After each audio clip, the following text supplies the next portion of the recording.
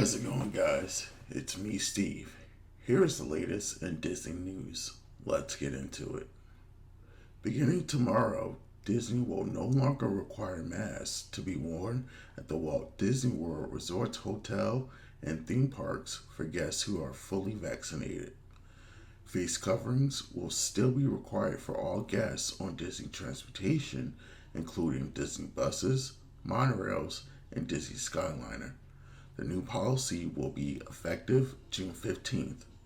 In addition, Disney has stated that it will continue to reduce physical distancing in queues, shops, restaurants, attraction boarding areas, transportation, and theaters.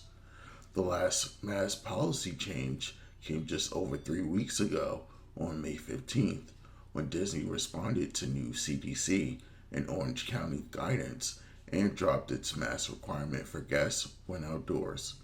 However, masks were still required to be worn when indoors or on any Disney transportation. The new policy does specify that guests who are fully vaccinated may go mask free.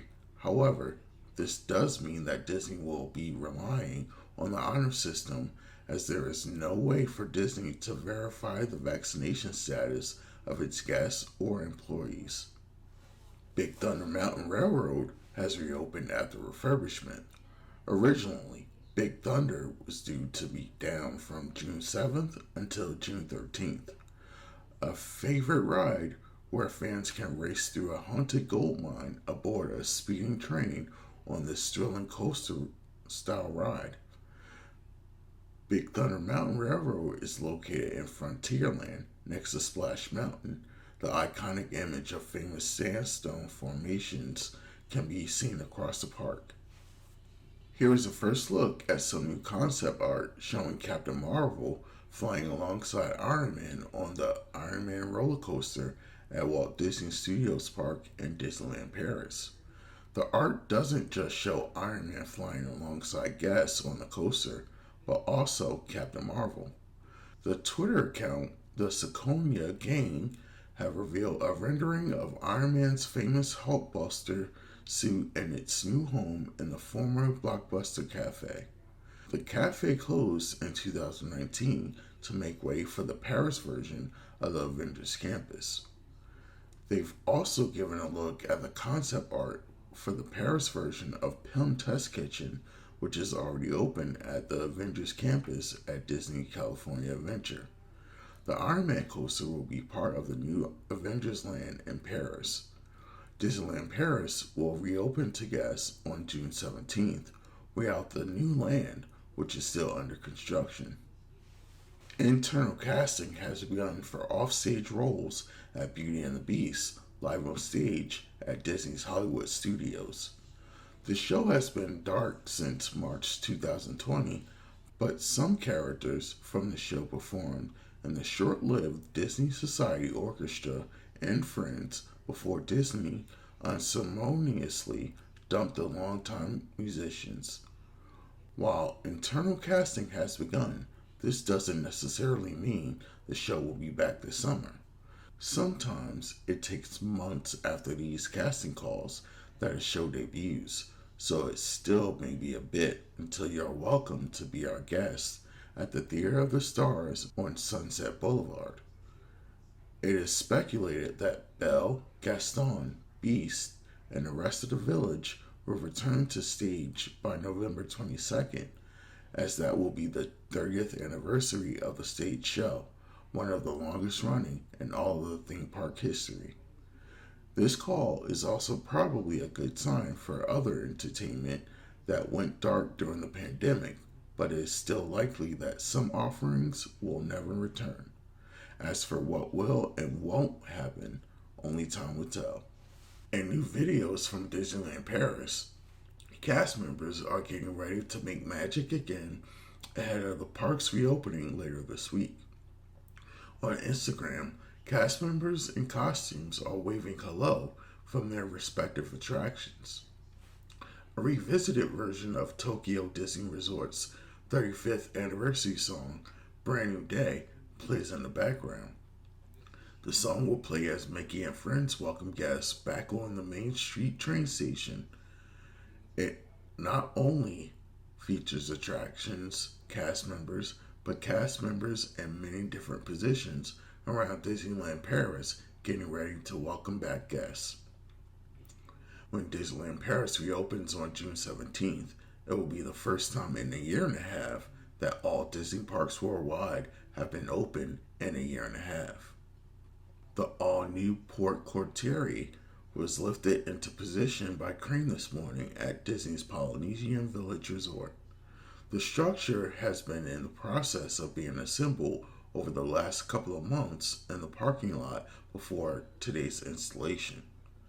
The Port Courtier is part of a couple of rebuilds of the arrival area at Disney's Polynesian Village Resort, including an all-new monorail station.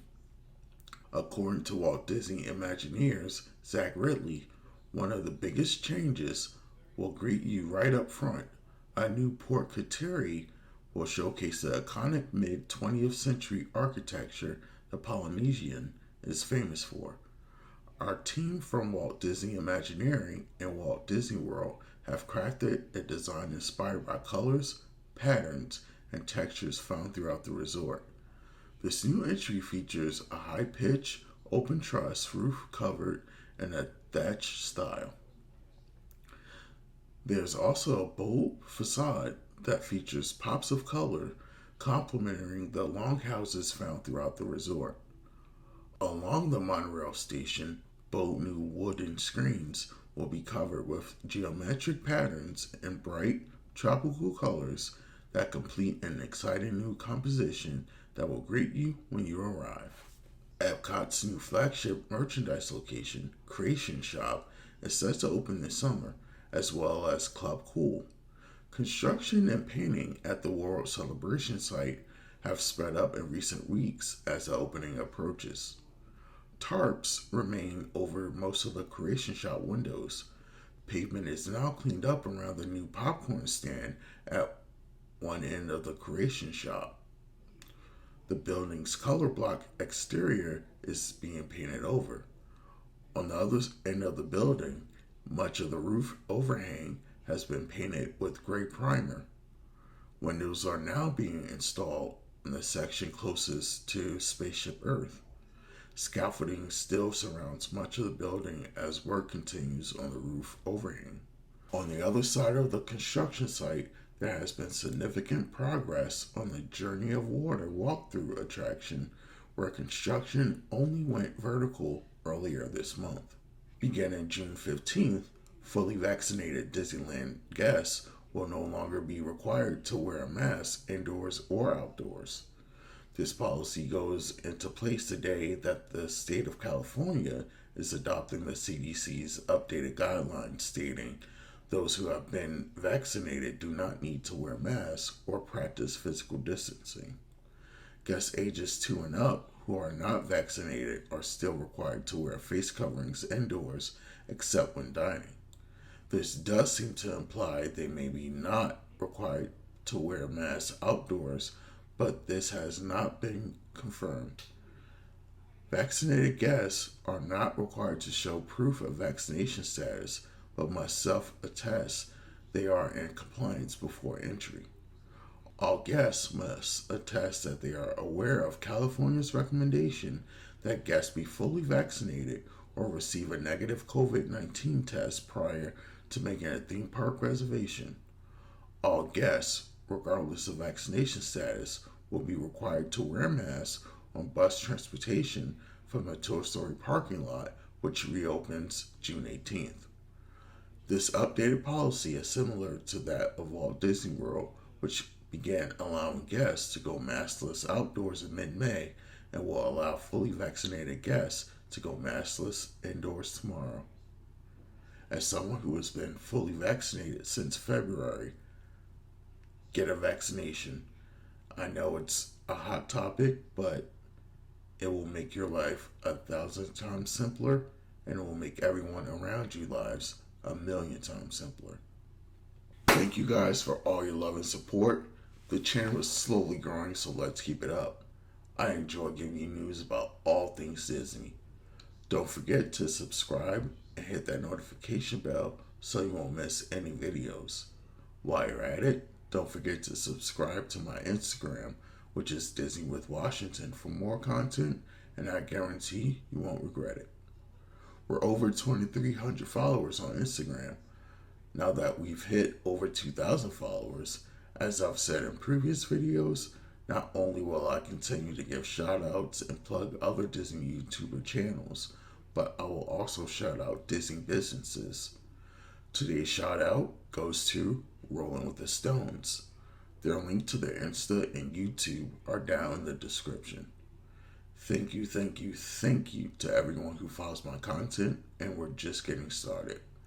There will be plenty more to go, just you wait.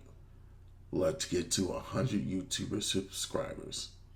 Again, thanks for the support, and remember guys, there's a great big beautiful tomorrow.